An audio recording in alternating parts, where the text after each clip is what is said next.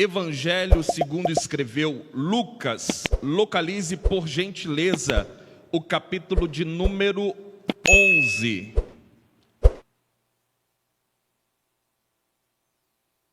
Vamos ler do capítulo de número 11 de Lucas, do verso 1 ao verso 13. Quantos irmãos e irmãs encontraram o capítulo de número 11 de Lucas? Diz amém. Diz assim a palavra do Senhor. E aconteceu que, estando ele a orar num certo lugar, quando acabou, lhe disse um dos seus discípulos: Senhor, ensina-nos a orar, como também João ensinou os seus discípulos.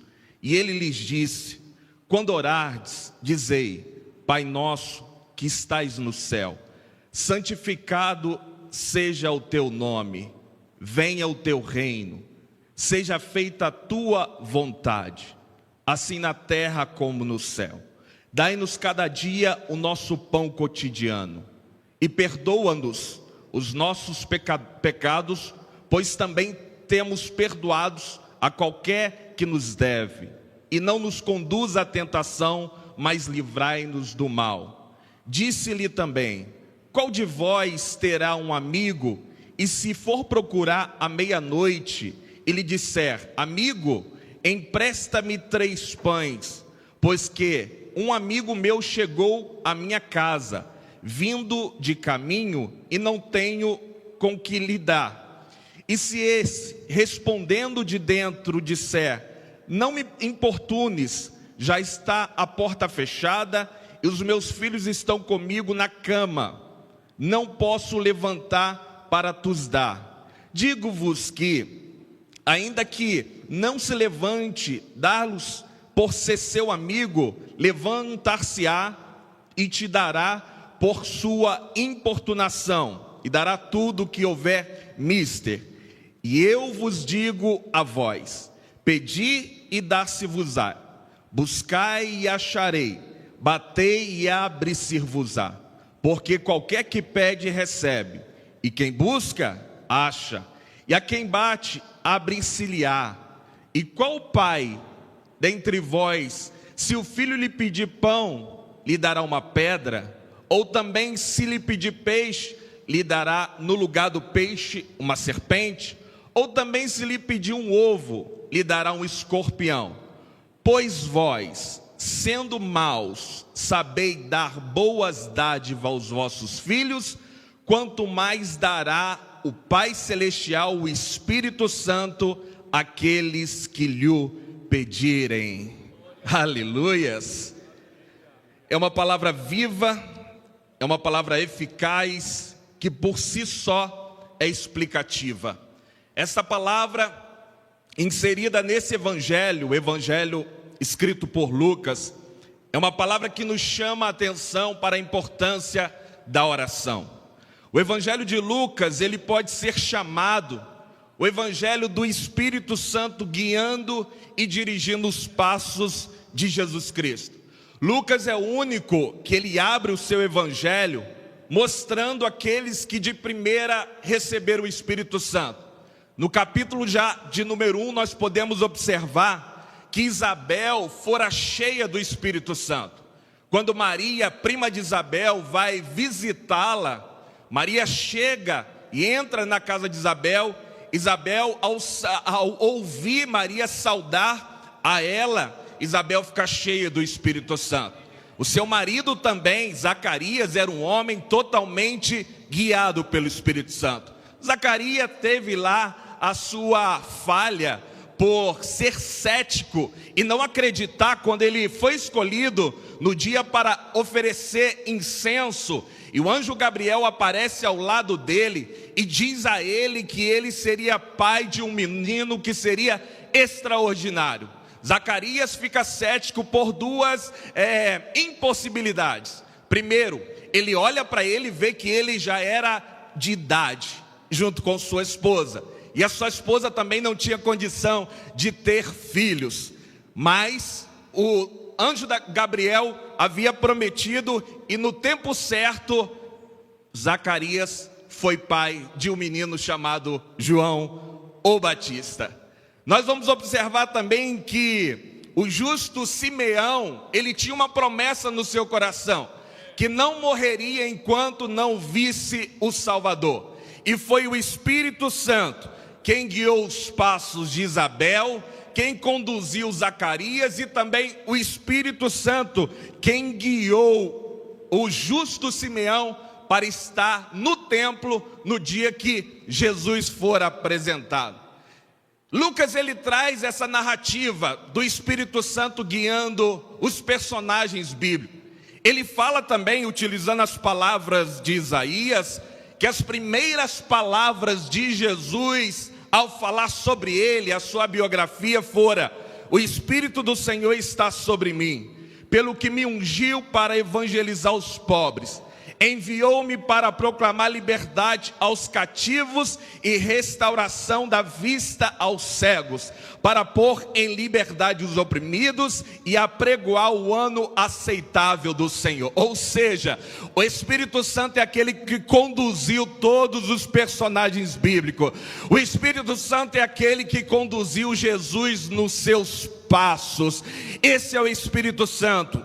O Espírito Santo, ele pode nos conduzir. O Espírito Santo, ele não é uma força ativa, ele não é uma energia conforme muitas religiões aí pintam a respeito do Espírito Santo. Não, ele é uma pessoa. Sendo uma pessoa, podemos nos relacionar com ele, podemos crescer em intimidade com ele, porque ele conduz, ele guia, ele protege, ele enche. E se você ainda não é batizado pelo Espírito Santo, essa noite ele pode te visitar e te batizar.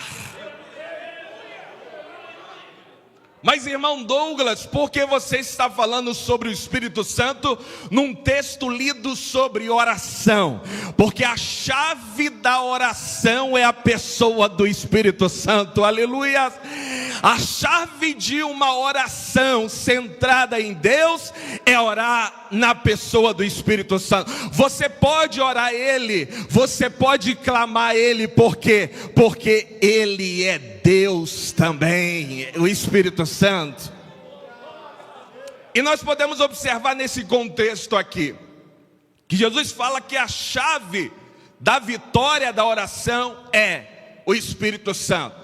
Vocês, sendo maus, sabem dar boas coisas aos vossos filhos, quanto mais o Pai Celestial vos dará o Espírito Santo aquele que lhes pedir.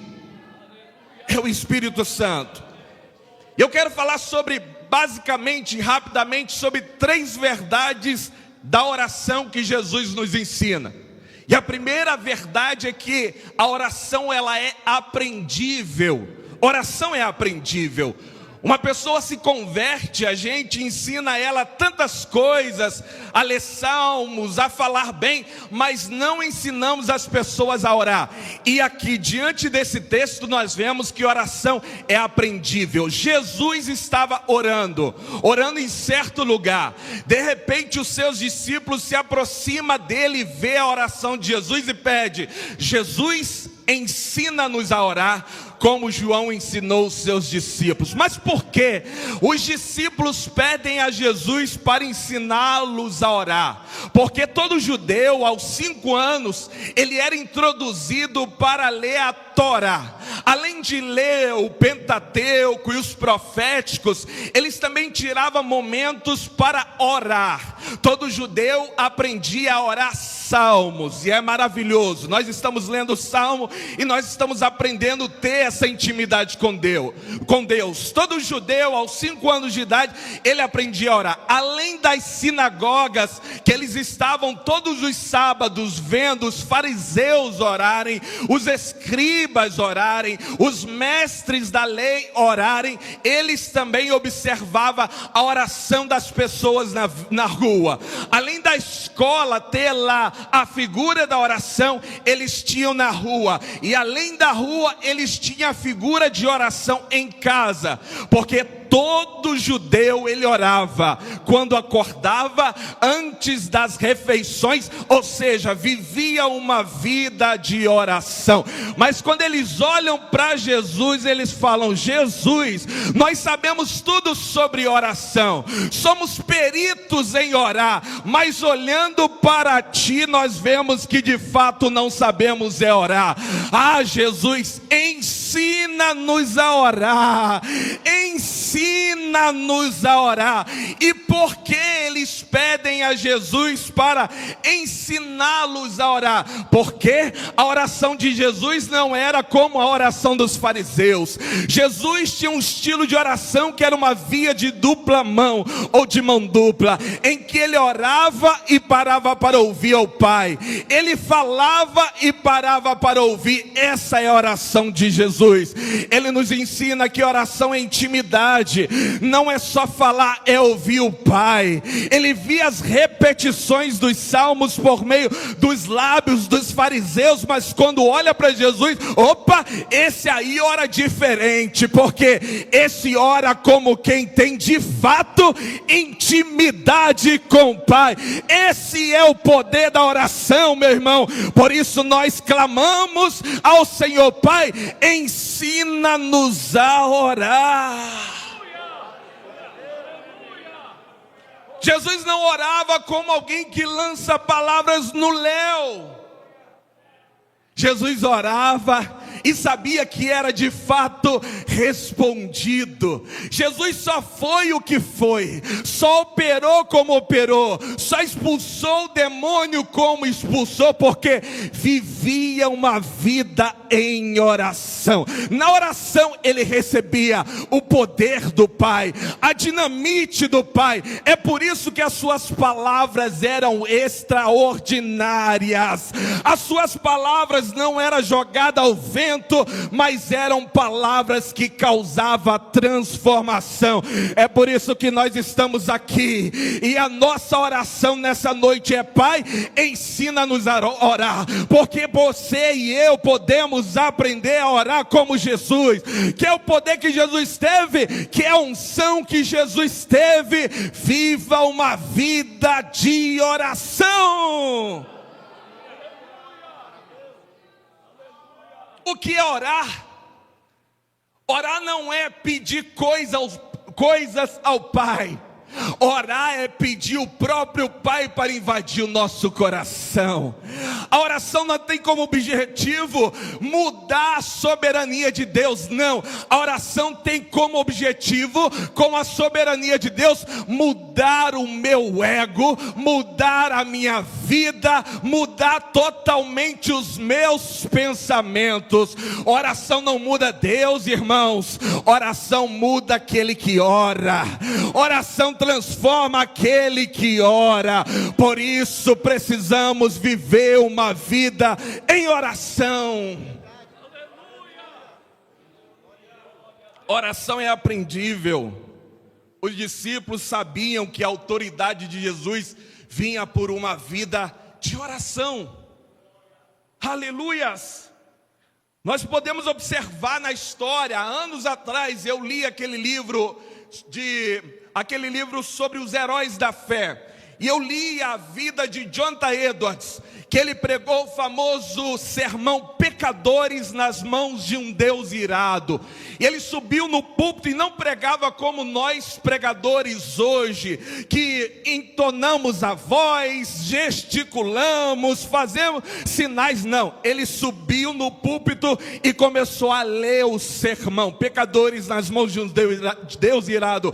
E de repente as pessoas com temor na congregação se agarravam nas pilastras dizendo: Senhor, socorre-me, Pai, porque senão eu cairei no lago de fogo, no inferno. Ele teve que parar o sermão e conversar e orar com os irmãos. Mas o que mais me surpreende não foi a forma eloquente ou o escrito do sermão que elaborou Jonathan Edwards. Diz Orlando Boyer em seu livro Heróis da Fé que antes de Edwards subir no púlpito, ele estava 3 dias na mata em oração. oração. A oração ainda é a chave da vitória. A oração ainda abre porta. A oração ainda fecha a porta. Que nós possamos receber um avivamento por meio de uma vida em oração.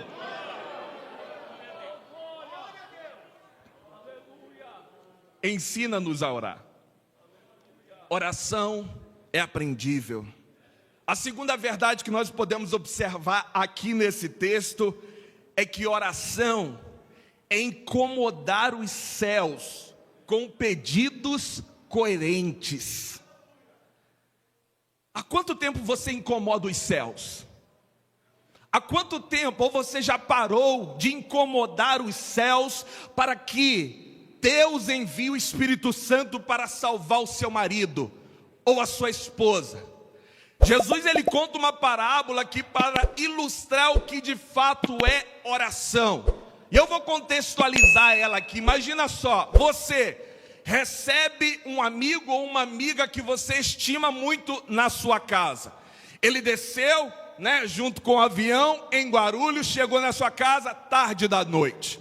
Aí você recebe-o, só que você vai preparar alguma coisa para ele, que ele veio de viagem, não comeu nada, e você percebe que na sua despensa não há nada para preparar. Aí você lembra, opa, eu tenho um amigo da igreja, e esse amigo vai me ajudar, esse amigo vai me emprestar alguma coisa. Você sai da sua casa e chega na casa do amigo e começa a bater na porta. Amigo, ô amigo, que foi? Amigo, veio um amigo meu de longe, e eu recepcionei em casa. Só que eu fui preparar alguma coisa e não tinha nada. Me ajude, me socorre. Não, amigo, já é tarde. Eu já estou debaixo do cobertor com as crianças e não vou te atender. Jesus fala, se esse seu amigo não considerar você amigo de verdade para tudo e se levantar para te dar o que você precisa, ele vai ter que se levantar por sua importância. Nação, pela sua insistência. Essa é a moral da parábola. Não pare de orar até você ver o resultado da sua oração. Talvez você seja o resultado de oração. Talvez você seja um fruto de oração. Talvez a sua avó orou por você, ou talvez o seu pai orou por você. Aí você fala, Douglas, mas eu não tenho ninguém na minha família que foi crente e que eu conheço. Ninguém orou por mim. Talvez o tataravô orou por você, e você fala, não, ele não era crente, mas eu trago uma boa para você. Se você não se lembra que ninguém orou para você, para que você seja o resultado da oração dessa pessoa, Jesus orou por você. Em João 17 ele ora para os discípulos e ora para aqueles que vão se converter no final. Aleluia! Nós somos o resultado da oração de Jesus, porque a oração transforma, a oração impacta e a oração salva. Ore mais, gaste mais tempo em oração.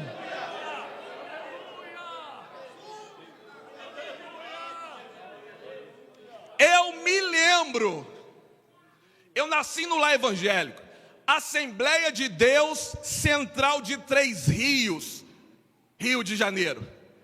Eu me lembro que ainda pequenininho, lá tinha os meus 8 anos de idade, minha mãe me levava para o círculo de oração todas as sextas-feiras, da 8 da manhã a 11 da manhã. Até hoje eu tenho vívida na minha mente essas imagens. E no final da oração eu via as senhorinhas ali que oravam muito levantar a barra da sua saia uma para a outra para mostrar os joelhos, falando assim, olha só, o meu borrão aumentou, a minha marca da oração aumentou. A maior marca que um crente pentecostal e avivado pode carregar é a marca de de joelhos que oram. Que nós possamos voltar a ter esse desejo de orar. As pessoas me perguntam: e aí, Douglas, está em São Paulo? Está mais rico? Está com mais dinheiro na conta? Eu já respondo: não estou mais rico, mas eu estou com um saldo positivo de 14 horas de oração em janeiro.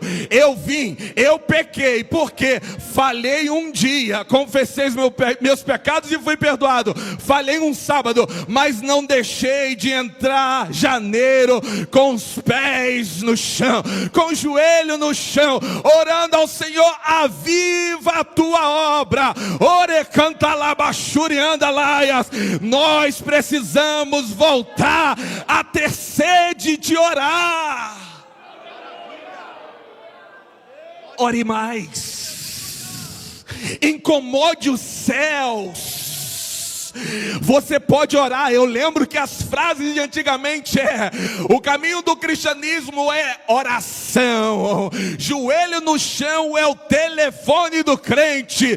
Ore mais, aleluia. A linha ainda está ligada. Talvez você não tenha linha na sua casa mais, acabou o telefone com fio, mas o telefone, que é a oração, ainda está ativo nos céus. Que nós possamos amar a oração mais e mais. Por que não? Senhor, ensina-nos a pregar. Jesus pregava muito, sim ou não? Jesus pregava tanto, meu irmão, que ele ajuntava multidões. Certo dia ele estava orando e tinha milhares e milhares de pessoas. Jesus, ele era tão extraordinário, mas tão top, que a mensagem de Jesus de 2000 anos atrás ecoa até hoje. Porque ele pegava as coisas mais simples e conectava verdades do reino. Jesus era tão top na sua eloquência, na sua interpretação, que ele falava e as crianças queriam estar perto de Jesus. Ele falava com adultos a mesma mensagem que falava com crianças. Então Jesus é um exemplo de pregação. Pregar como Jesus, ninguém. Pregar como Jesus, ninguém. Oratória como Jesus, ninguém. Mas os discípulos, sabendo disso, que ele falava para a multidão, olha para ele e diz: ensina-nos a orar. Eu sei que o Senhor prega muito, mas ensina-nos a orar. Sabe por quê? Porque a oração é a chave. Por meio da oração podemos falar, e não palavras vazias, mas palavras cheias do poder de Deus. Aleluia. Que possamos ser batizados em um avivamento de oração.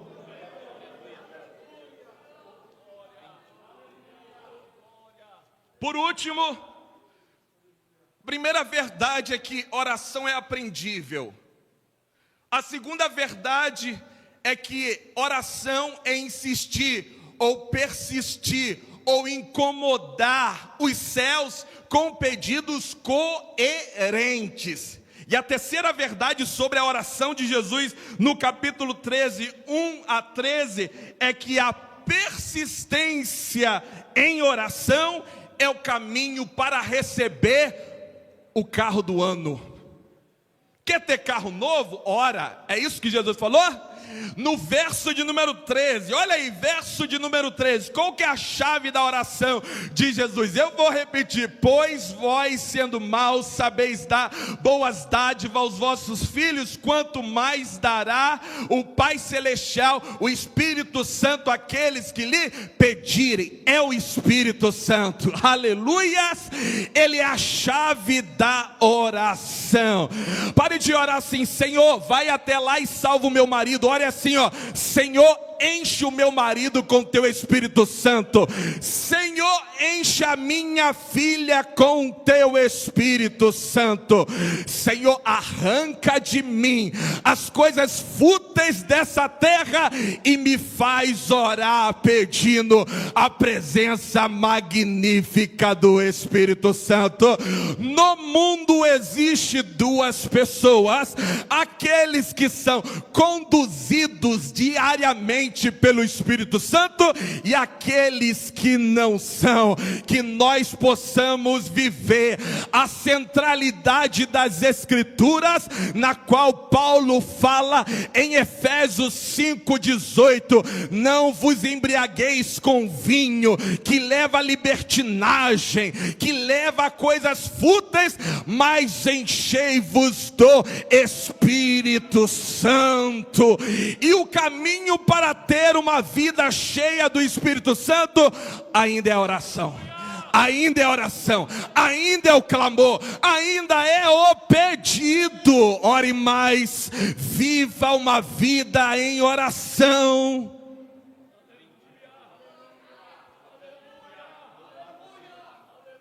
É interessante que no capítulo de número 10, num capítulo anterior, nós vemos Jesus visitar a casa onde tinha duas mulheres, Marta e Maria. E nós sabemos de cor a história de Marta e Maria, que Marta estava lá com seus afazeres, desesperada, e Maria estava aos pés de Jesus, ouvindo Jesus. E veio a mim uma reflexão, e eu escrevi aqui: Marta, ela representa a geração da produtividade, da hiperconectividade. Marta é aquela pessoa que está apavorada e que acha que pode resolver os problemas pela força do seu braço. Maria não. Maria é a marca de uma geração que vale mais estar aos pés de Jesus, porque ela sabe quem resolve o problema é Jesus, quem opera é Jesus. Não é a inteligência artificial a solução para o Brasil, não. Não é a internet a solução para o Brasil, não. Não é o novo presidente dos Estados Unidos a solução para o mundo, não. A solução para o mundo encontra-se em joelhos que oram a Deus, em joelhos que oram a Deus. Aleluias! Os grandes avivamentos da história começaram com joelhos que oram a Deus, com a paixão pela oração, se entregando em oração. A primeira ação dos desavisados, é correr da oração. E a primeira atitude dos avivados é ir para a oração, buscar em oração. A oração é a última coisa que um desavisado faz, mas é a primeira coisa que um avivado faz. Resolver problema, primeiro pararemos e buscaremos a solução por meio da oração. Aleluias! O nosso pastor trouxe para nós esse propósito de 15 dias em oração. Irmãos, como nós crescemos em oração, que nós possamos de fato viver uma vida em oração. Aí ele vai terminando dizendo: peçam em oração, porque se vocês pedirem, vai ser feito, vai ser dado a vocês. Aí ele continua dizendo também: se vocês buscarem em oração, vai encontrar. Se bater na porta, ela vai se abrir. Aleluia! Que nós possamos voltar a ganhar tempo em oração. Aleluia. A oração ainda é um hábito que não caducou, meu irmão. Tudo caducou, um monte de coisa caducou. As coisas agora não estão na moda, o que era do passado. Você comprou um vestido há 10 anos atrás. Talvez o seu vestido de casamento de 15, 20 anos atrás não serviria para sua filha ou seu filho, porque caducou, passou da moda. Mas a oração não. A oração ainda está na moda. A oração ainda é o caminho para que nós possamos ter intimidade com o Pai. Ore a Deus, busque a Deus, porque por certo Ele vai falar ao seu coração. Que Deus em Cristo abençoe a vida da igreja. Amém. Vamos ficar de pé, meus irmãos, rapidamente, por favor. Nós estamos aqui, eu não sei se você tem feito isso. Eu orei aqui dos 14 dias que eu vim: Senhor, salve essa cidade, Senhor, aviva essa cidade, traga os perdidos para essa cidade. Que nós possamos ter essa convicção, que nós possamos ter essa convicção, compartilhar o Evangelho. E você que entrou por essas portas nessa noite, ouviu essa mensagem e falou: ó, rapaz, Douglas, há quanto tempo eu não sei o que é oração, eu não sei nem orar mais. O Espírito Santo quer te avivar hoje.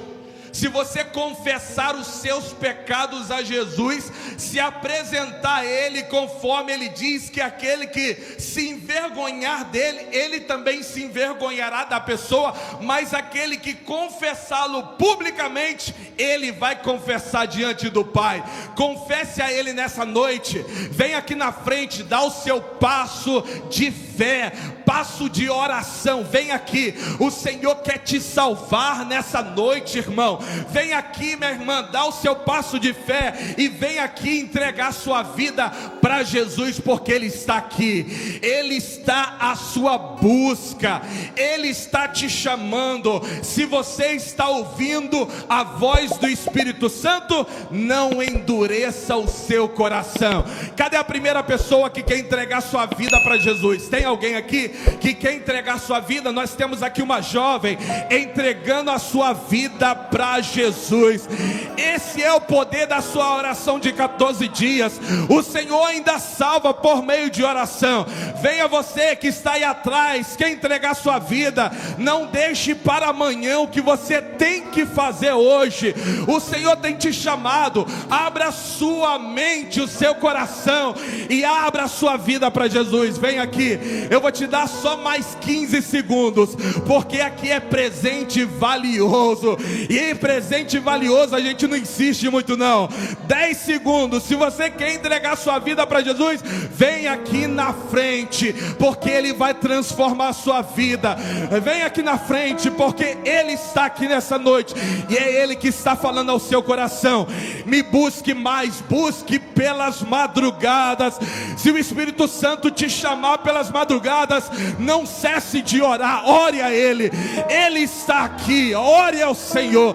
Feche os seus olhos, feche os seus olhos, feche os seus olhos e pede: Senhor, vai tirando toda a corrente, Senhor, vai salvando nessa noite, Senhor, tira todo jugo, Senhor, e vai salvando. Ore a Ele nessa noite, pois Ele está aqui. Aleluia.